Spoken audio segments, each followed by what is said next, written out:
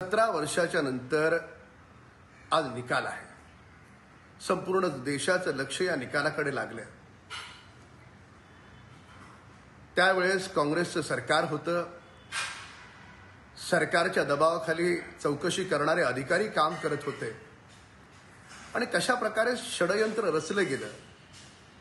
आरएसएसच्या काही नेत्यांची नावं त्यात कशी घोळण्याचा प्रयत्न झाला, काही हिंदू धर्माच्या नेत्यांची नावं कशी त्यात गोवली जावीत, याच्यासाठी त्यावेळच्या काँग्रेस सरकारनं प्रयत्न केला।